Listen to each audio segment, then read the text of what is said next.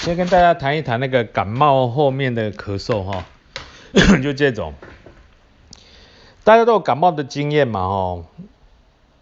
那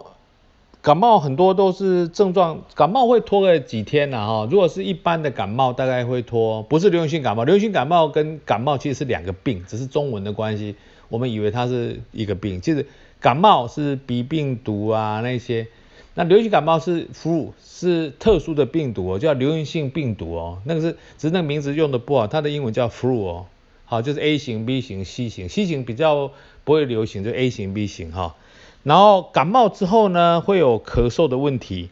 有的人呢会咳一阵子啊，好，你说腰酸背痛、喉咙痛这种大概是3-5天，那有的人会拖到14天，咳嗽有的人会拖到两周啦，好啊，长期咳嗽不要超过3周，超过3周大概就要小心。但那感冒到底有没有药可以治疗？其实根本没有药，那时间就会好啊。那为什么会有这样的问题？就是因为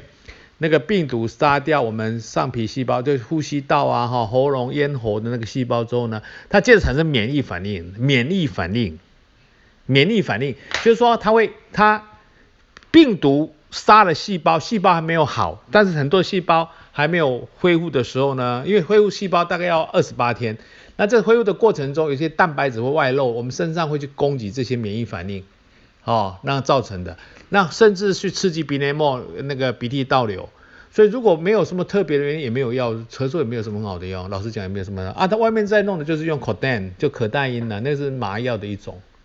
Codan 它是有止咳效果，那或者有人用那个气管扩张剂啦，有的用止鼻水的药啦因为鼻涕倒流会刺激咽喉，也会咳嗽如果超过3周就是感冒开始以后又咳嗽又3周的时候，就 total 3周啊，就感冒开始又咳嗽2周，就合起来3周的话就要小心，就要去看看